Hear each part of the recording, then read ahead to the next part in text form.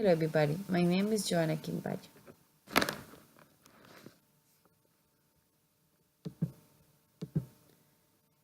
Getting started in a second language, when children start in a new school and classroom where English is not their home language, they face a stage of new development and they have to develop new skills in order to learn the second language.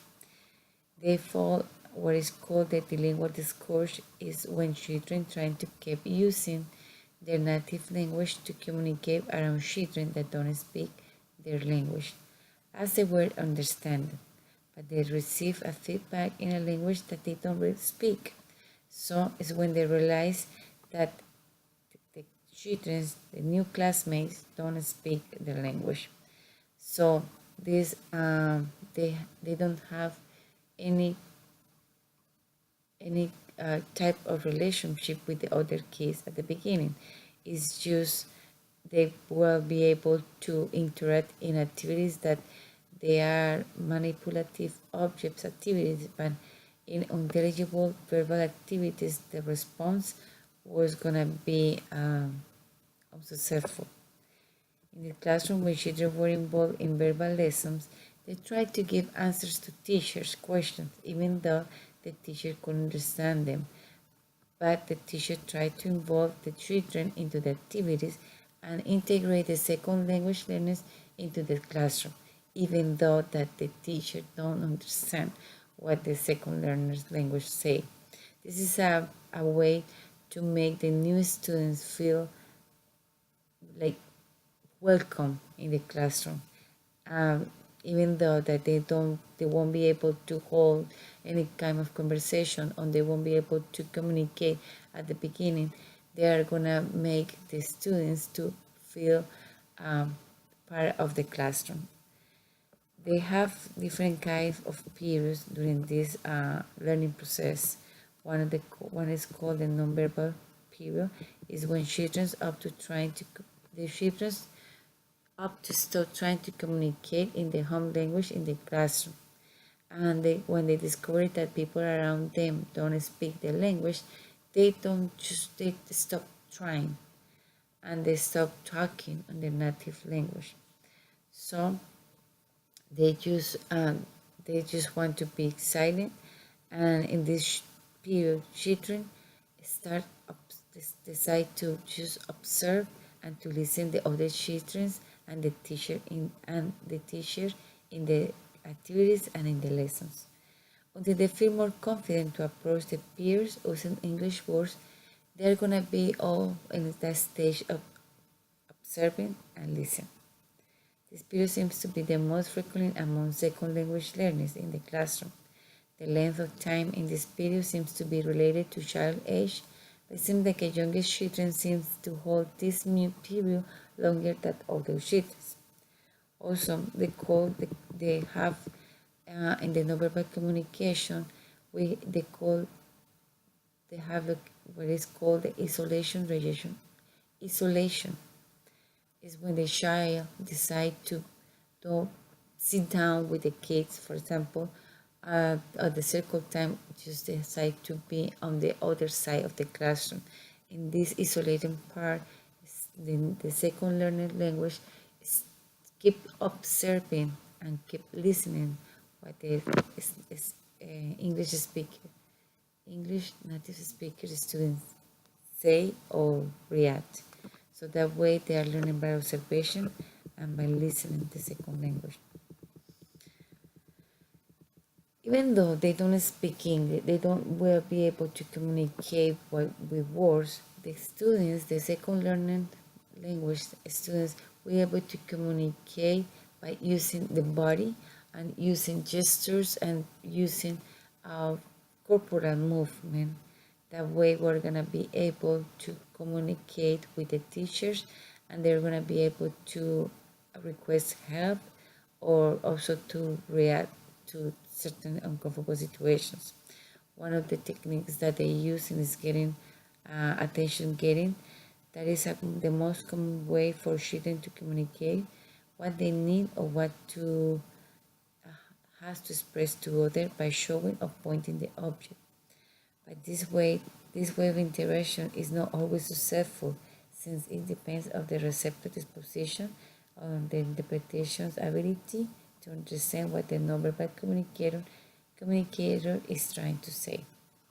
Also, they have what they call the requesting technique. In a nonverbal situation where the second learner language children, for example, need help to solve a problem with other children or need help with something they are doing, some of the techniques that they use as attention getting will be effective or not within the receptor.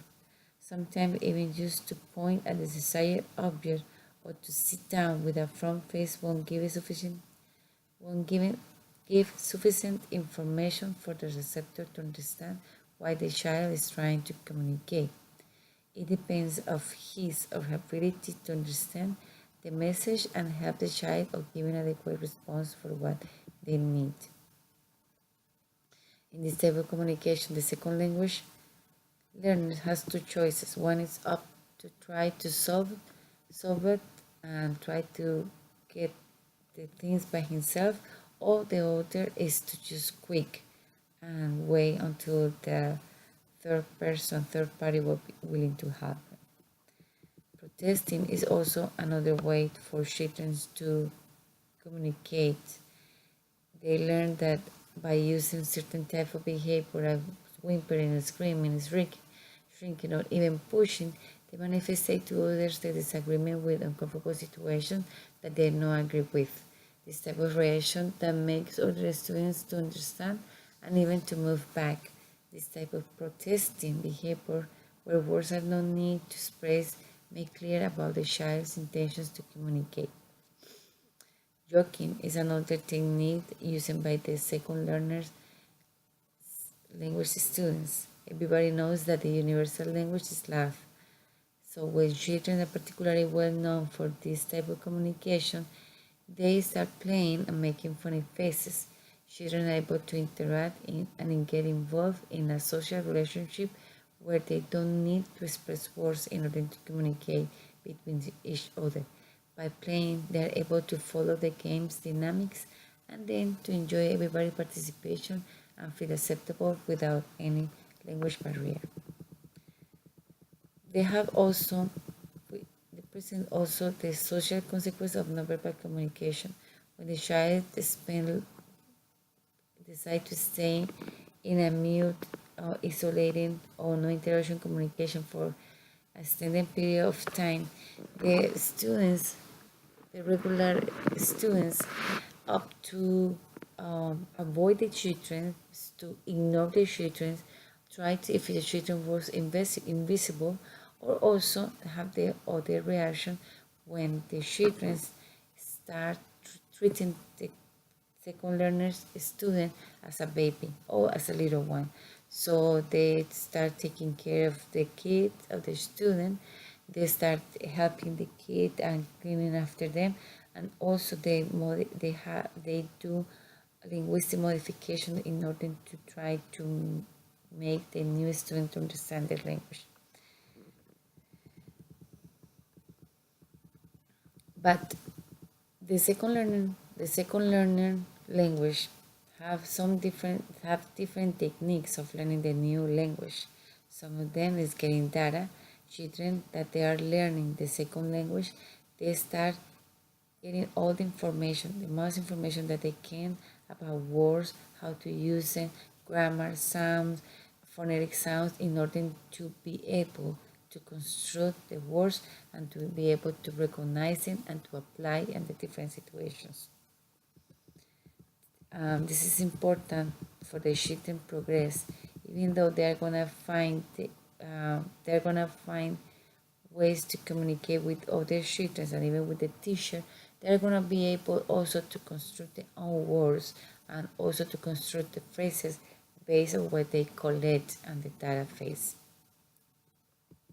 It's important for teacher to recognize that each child is unique and each child has his own skills and own talents, and that everybody needs to be respectful.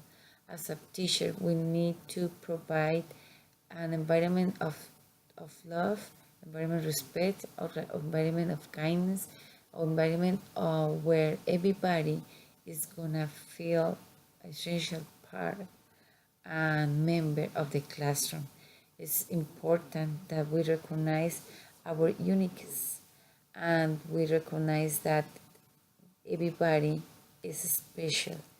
There are different types of examples. For example, there's different type of activities that a teacher we could hold, like writing a poem about ourselves, writing a poem about who we are, and also there are ways to incorporate positive adjective to describe every person in the classroom. It's important as a teacher that in order to keep a safe environment and accept a safe environment where diversity is the mainstream in our classroom, we recognize that everybody is unique.